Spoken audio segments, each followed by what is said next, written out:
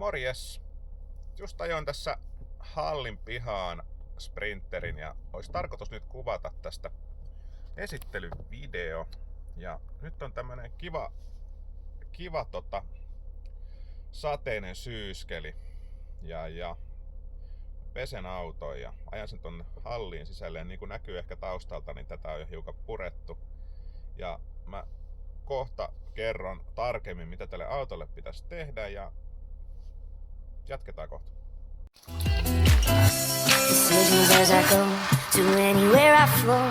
Sometimes I believe, at times I wish you know. I can fly high, I can go low. Today I got a million, tomorrow I don't know. Decisions as I go to anywhere I flow. Sometimes I believe, at times I wish you know. I can fly high, I can go low. Today I got a million, tomorrow I don't know. No niin, se olisi Mersu pesty, hutastu nopeasti, että se viitti ottaa hallin sisälle, ei tule pahemmin jälkiä, jos siihen vähän nojailee noihin kylkipelteihin vahingossa. Ja sehän sitten tullaan kiilottaa ja puleeraamaan sitten aikanaan sitten loistonsa. Mutta tässä tää on vihreä. En sano minkä vihreä. Monihan on tälle jo lempinimiä keksinyt, mutta jokainen nyt saa sitten miettiä, että minkä vihreä tää on. Ja autona tosiaan 319 automaattisprinteri. Tää on tää puolipitkä malli, mahtuu vähän parkkiruutuihin, sen takia tää tuli eikä sitä pitkää versioa eikä varsinkaan sitä maksiversiota, että ne ei sovi oikein tonne meikäläisen käyttöön. Mutta tämmönen tää on ulkoapäin. Eli tarkoitus olisi laittaa tohon AMG-lukki puskuri, sitten vähän valoa, toisenlainen valorauta.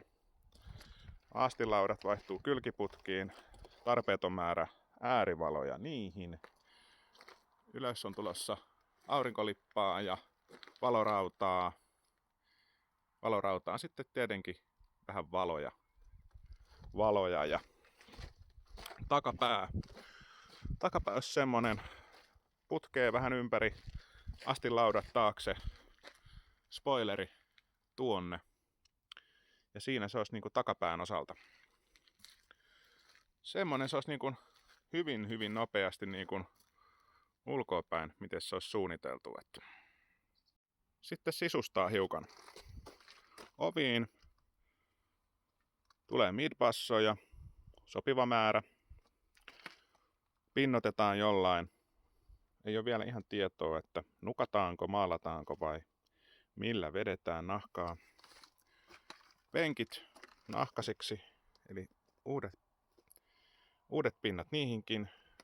Toi tuplapenkki vaihtuu sinkkupenkkiin tuohon apparin puolelle ja sitten siitä tehdään pyörivä, eli kapteeni istuin siihen. Tänne nyt ei tule muuta kuin kytkinpaneelia sitten noille äärivaloille, lisävaloille ja muille. A-pilareihin keskiääni diskanttipodit. Varmaan lasikuidusta, ellei 3D-printata niitä. Ja sitten niihin kanssa pinta, todennäköisesti nukkaa. Tuonne yläosaan kanssa nukkaa noihin muoveihin ja tuon yksinäisen katkaisijan tilalle niin tulee paneeli, mistä saadaan ohjattua sitten noita matkustamon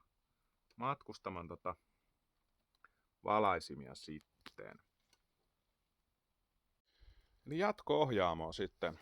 Tää onkin osittain jo äänieristetty ja sitten se on villotettu matkailuautoihin tarkoitetulla villalla ja tuo ikkuna on siihen laitettu.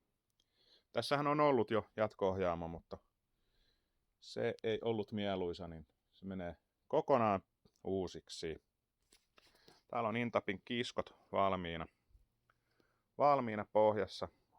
Eli tää on nyt 3+3 paikkainen, mutta siitä tulee nyt 2+3 sitten. Tosiaan toi lähtee toi leveä penkki tosta pois. Tuohon B-pilariin, siihen tulee diskantti diskantti, keskiääni ja sitten midbassoja tonne yläkoteloon. Jonkun sorttinen telkkarihan kuuluu tämmöiseen autoon, niin se tohon keskelle sitten. Tohon perus jääkaappi, mikropaketti tonne ylös. Tai retkeilyauto. Ja sitten punkkahan tulee tonne ylös. Vähän Infinity Mirroria ja siinä onkin vähän hahmoteltu, että minkälaisia visioita voisi tulla niiden kanssa. Niin Infinity Mirroria kattoon ja punkan päälle tulee sitten nuorisokaiuttimia, subwoofer-elementtejä, sopiva määrä ja sitten vahvistipaneeli todennäköisesti laitetaan myös sinne. Siinä tämäkin vähän lyhykäisyydessään.